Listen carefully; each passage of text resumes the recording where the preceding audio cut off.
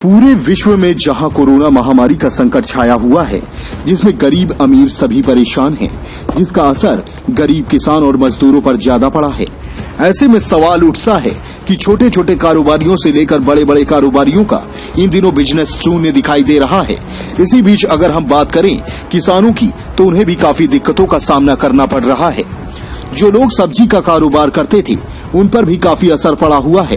उनका कहना है कि बाजार न लग पाने के कारण हम लोगों ने जो लागत लगाई थी अपनी सब्जी की फसल में, उससे भी निकालना अब मुश्किल हो रहा है, जिसके चलते काफी नुकसान हो रहा है। हरदोई में किसानों का कहना है कि हम लोगों ने काफी मेहनत करके सब्जी की फसल को दिन रात कड़ी मेहनत करके उगाने का कार्य किया।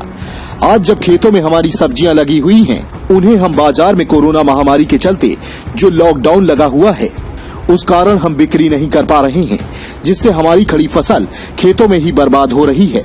उस कारण हम बिक्री नहीं कर पा रहे हैं, जिससे हमारी खड़ी फसल खेतों में ही बर्बाद हो रही है, जिस कारण हम किसान भाइयों को काफी नुकसान हो रहा है।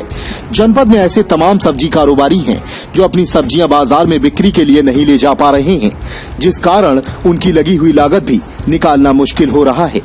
हरदोई के तमाम छोटे बड़े सब्जी कारोबारियों का कहना है कि जिस प्रकार से लगता उनके पहले बाजारों में हमारी सब्जियों के दाम बढ़े हुए थे, उसे शायद यह लगता था कि हम लोगों की लागत तथा मेहनत का फल हमें अवश्य मिलेगा, लेकिन लगता उनके चलते हम लोगों की सब्जियां बाजार में नहीं ले जा पा रहे हैं तथा जो सब्जियां हैं उन्हें गांव-गांव ले जाकर बेचने में काफी दिक्कत का सामना करना पड़ता है तथा सब्जियों का रेट भी उतना नहीं मिल पा रहा है जितना सब्जी बाजार में मिलता था। इन दिनों अपनी मजदूरी भी निकाल पाना संभव नहीं हो पा रहा है। लागत निकालना तो बड़ी दूर की बात है। इस कोरोना महामारी ने तो सब्जी उगाने वाले किसानों की तो कमर तोड़ कर रख दी है। दरअसल लॉकडाउन के चलते सब्जी की खेती करने वाले किसानों पर पूर्णतः दिखाई दे रहा है इसका असर। किसानों का कहना है कि हम लोगों की जो मेहनत मजदूरी लगी, वह भी अब नहीं निकल पा रही है। सब्जी किसी न किसी तरीके से कम दामों पर बिक्री करनी पड़ रही है।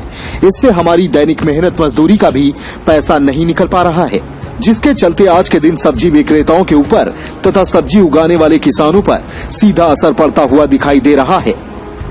आशीष सिंह की रिपोर्ट।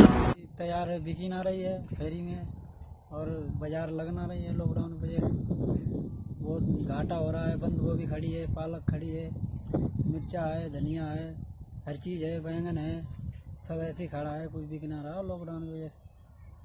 और घाटा है और क्या।